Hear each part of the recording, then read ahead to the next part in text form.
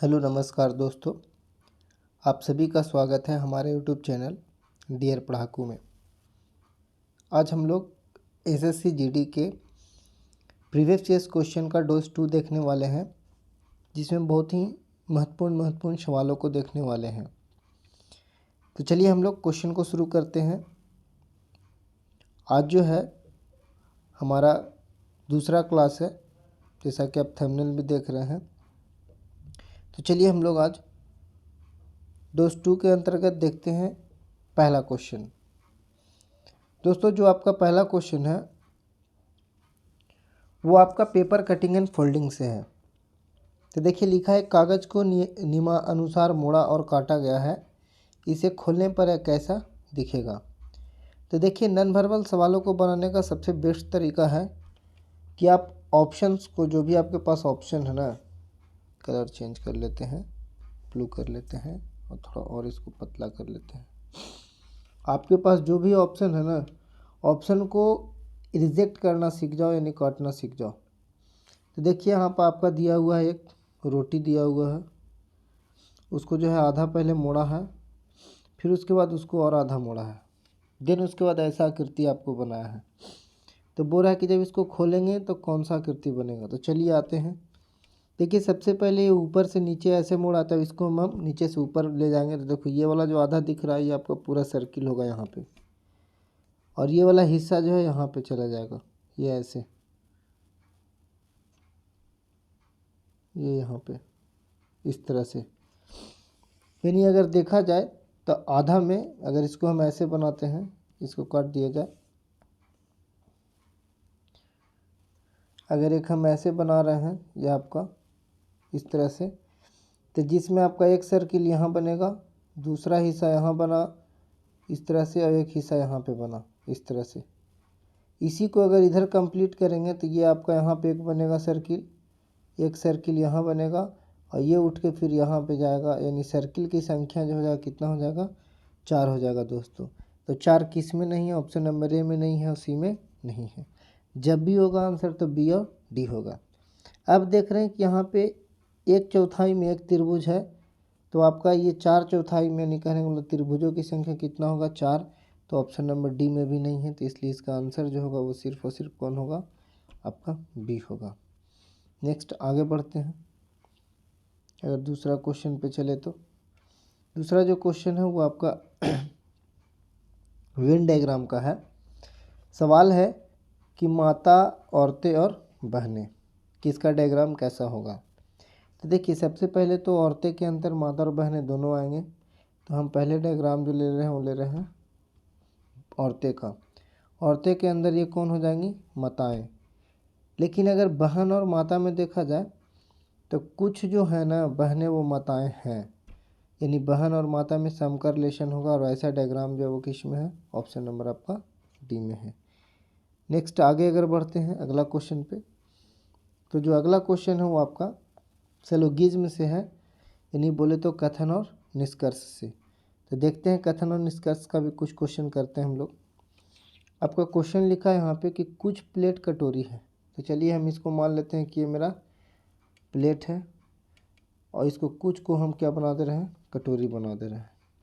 फिर बोलता है कुछ कटोरी जो है कप है, इसको हम कप बना दे रहे हैं। आते हैं इस पर। तो देखिए, ये आपका पी से प्लेट हो गया, और ये आपका बोलता है के से, इसको कटोरी मान लेते हैं, और ये आपका हो गया कप।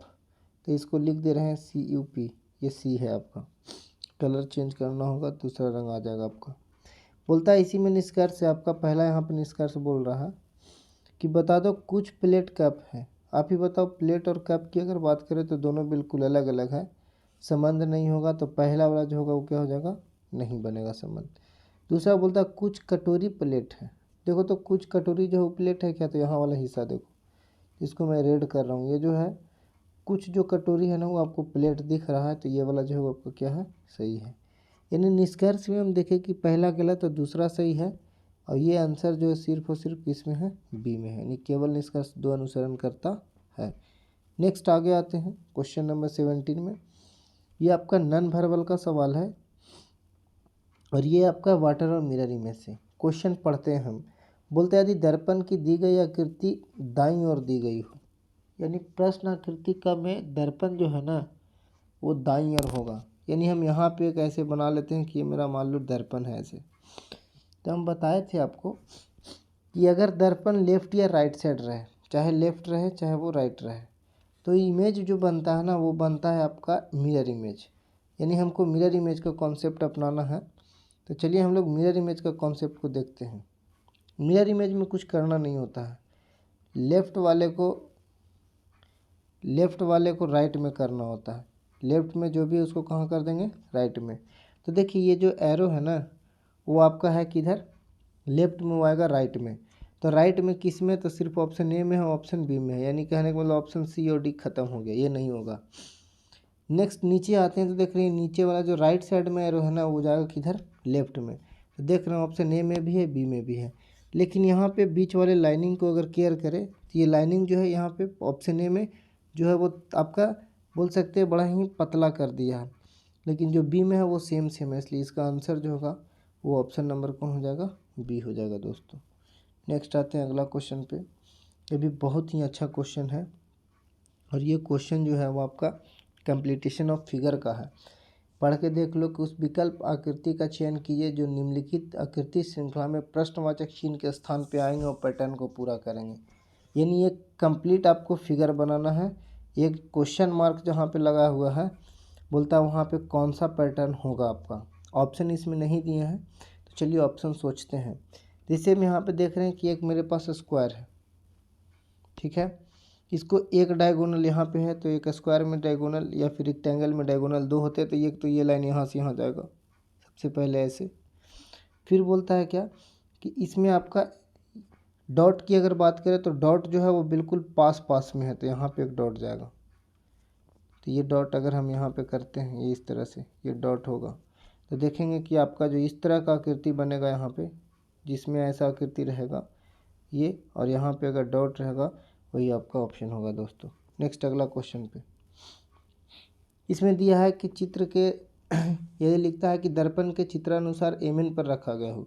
एमएन यानी कहने का मतलब ये आपका मिरर है, ठीक है। तो मिरर देख रहे हैं कि राइट साइड है ना, तो मिरर इमेज बनेगा। तो बोलता है बताओ दिए गए संयोजन में दर्पण में निर्मित सही प्रतिबिंब का चयन करें। फिर मिरर इमेज है, तो मिरर इमेज का कॉन्सेप्ट लेफ्ट वाला कहाँ जाएगा, राइट में जाएगा। तो चलिए लेफ्ट वाले को हम लोग राइट में करके देखते हैं। देखिए दो जो है वो आपका है लेफ्ट में, वो बिल्कुल राइट में जाएगा। तो राइट में आपका किस में है, तो ए में है, बी में है, सी में है। देखिए डी में नहीं है तो डी नंबर ऑप्शन ख़त्म हो जाएगा। नेक्स्ट अगर यहाँ देखें हम तो दो के बगल में आपका चार है, चार देखें तो सब में है, ए बी सी में भी।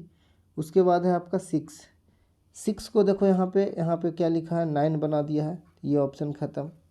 फिर यहाँ भी अगर देखें तो 6 जो है, 6 का जो ये रूप है ना ये आपका वाटर इमेज का रूप बना दिया है, तो ऑप्शन नंबर बी भी खत्म। तो बचा कौन आपका दोस्त, तो बचा आपका ए। इसलिए इसका आंसर जो होगा कौन हो जाएगा, ये हो जाएगा। क्यों 6 को ऐसे बोल रहे हैं, मान लो ये 6 है मेरे पास, लेफ्ट को राइट में बदलेंगे तो 6 ऐसे होगा। अगर 6 को ऐसे लिखा है इस तरह से ऐसे कर दिया है तो ये आपका वाटर इमेज बना दिया, जो कि गलत है। नेक्स्ट अगला क्वेश्चन पे भी देख लें। तो एनालॉगी का सवाल है जिसमें बोलता है मीटर को मिलीमीटर, यानी मीटर का छोटा यूनिट मिलीमीटर लिया है। तो इसी तरह से किलोग्राम यानी केजी का छोटा यूनिट जो होगा वो आपका कौन हो जाएगा, तो ग्राम हो जाएगा। इसलिए यहाँ पे आंसर जो होगा वो कौन हो जाएगा, ग्राम होगा। नेक्स्ट जो अगला क्वेश्चन है ये आपका सेलॉक्स का क्वेश्चन है। तो देखते हैं सेलॉक्स का क्वेश्चन में कि कुछ बिस्तर मेज है और सभी बिस्तर जो है वो कुर्सियाँ हैं। तो सबसे पहले हम दूसरा स्टेटमेंट लेते हैं कि जितना भी मेरे पास बिस्तर है ना वो सब का सब क्या है, कुर्सी है। फिर बोलता है कुछ जो बिस्तर है ना वो कुर्सियाँ हैं, कुछ बिस्तर को हम क्या बना रहे हैं, कुर्सियाँ।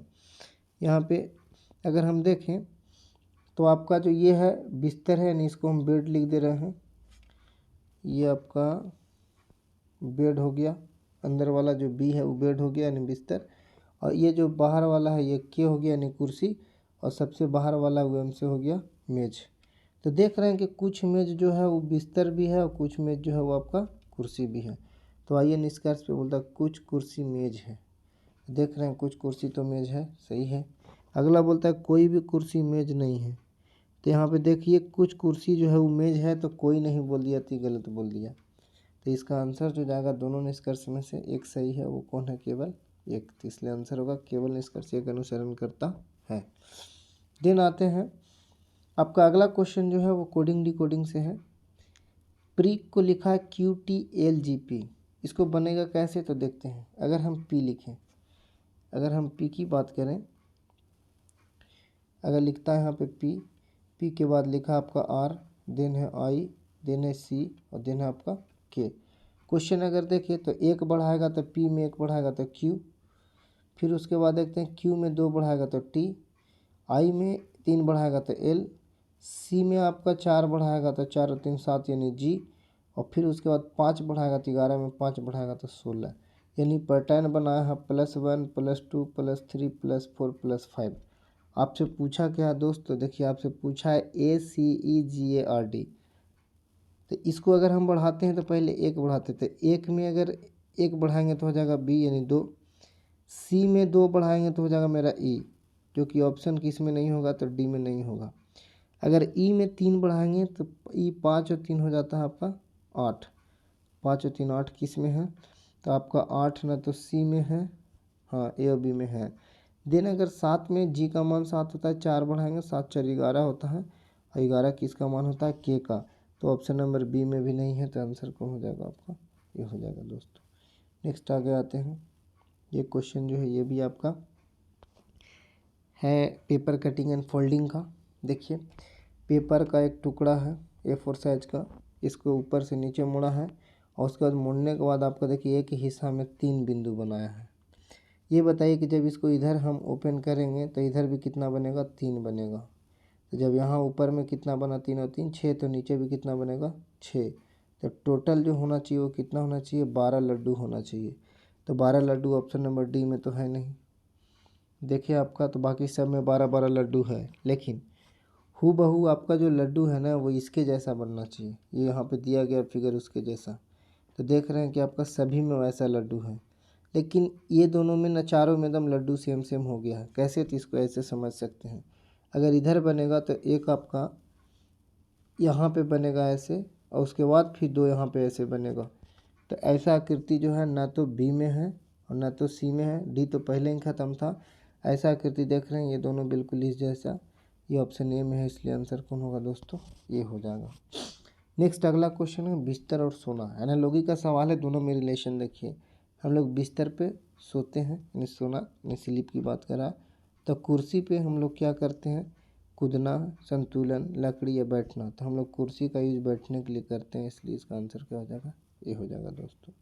नेक्स्ट जो चलते हैं, यही सवाल था आपका, इसका भी जस्ट बताया गया कि हो जाएगा कुर्सी का बैठना।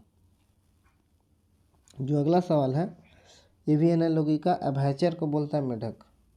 एपर्चर बोलते हैं वैसे जीव जो पानी में भी रहता हो और भूमि पे भी रहता हो, जिसको बोलते हैं एम्फीबियंस। ठीक है। सरीसृप को इंग्लिश में बोला जाता है रिप्टाइल्स। रिप्टाइल्स कहने का मतलब जो रेंग रेंग के चलता हो, सरक सरक के चलता हो। तो सरक सरक के कौन चलता है, चूहा तो दौड़ता है, कॉकरोच भी बहुत दौड़ती है, कंगारू तो उछलती है, तो ये तीनों तो होने से रहा नहीं।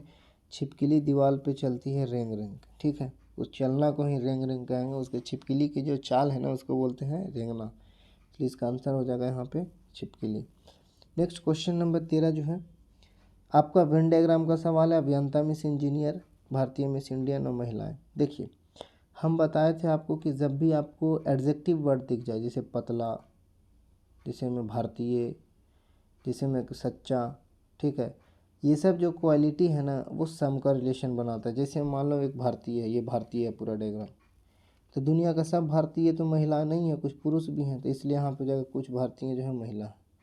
और दुनिया के कुछ अभियंता वो भारतीय भी हैं, लेकिन कुछ अभियंता ऐसा कि महिला भी हैं। तो तीनों में संबंध किस चीज़ का आ रहा है, कुछ कुछ का आ रहा है, और जब कुछ कुछ का आएगा तो ऑप्शन नंबर सी होगा।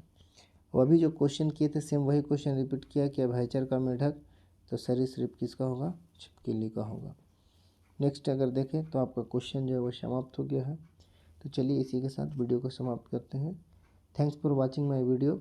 अगर आप इसी तरह का वीडियो और चाहते हैं तो हमारे चैनल पे कंटिन्यू बने रहिए, और उसके लिए आप चैनल को सब्सक्राइब कर लीजिएगा। Have a nice day, good night to all of you.